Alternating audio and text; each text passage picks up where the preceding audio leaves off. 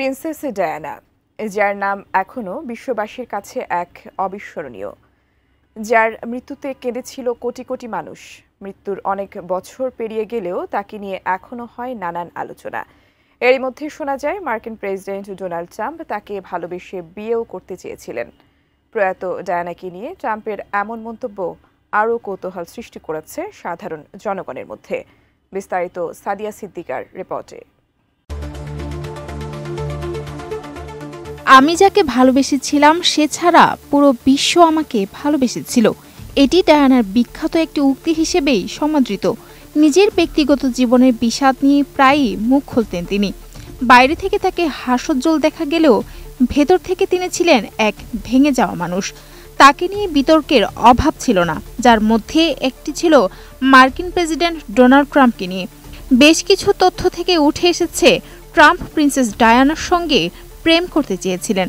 সম্প্রতি এসব তথ্য ট্রাম্প তার লেখা বইয়ের আদতেই সামনে নিয়ে আসেন। 1953 সালের 2 জুন যুক্তরাজ্যে রানী দ্বিতীয় এলিজাবেথের অভিষেক অনুষ্ঠান সরাসরি সম্প্রচার হচ্ছিল টেলিভিশনে।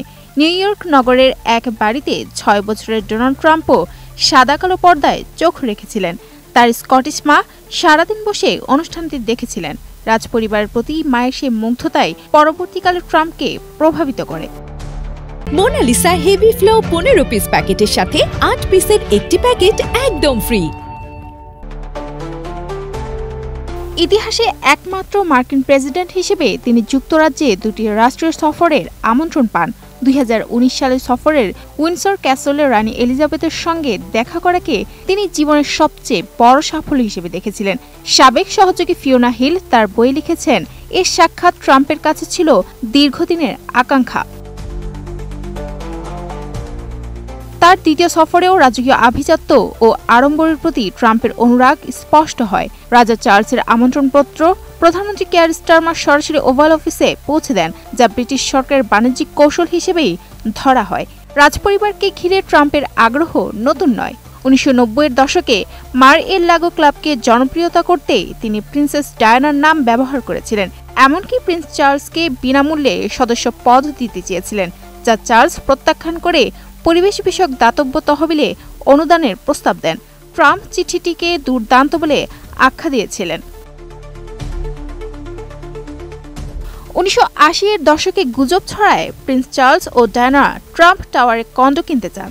বাকিংহাম প্যালেস তা অস্বীকার করে।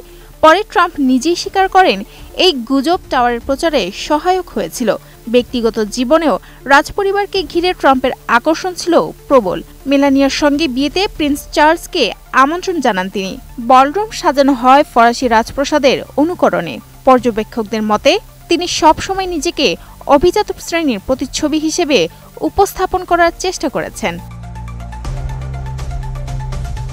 তবে বিতর্কও কম ছিল না। লেডি ডায়ানাকে নিয়ে মন্তব্য, তাকে ঘিরে প্রণয়ের চেষ্টা, ক্যাট মিডলটনের টপলেস ছবি নিয়ে সমালোচনা বা মেগান মার্কেলকে ভয়ানক বলা সবই তাকে ঘিরে বিতর্ক তৈরি করেছে। তবু রানী এলিজাবেথের মুখপাত্রের মতে এসব রাষ্ট্রীয় সফর কোনো প্রভাব ফেলেনি, কারণ রাজপরিবার সব ধরনের নেতাকে অভ্যর্থনা জানাতে অভ্যস্ত।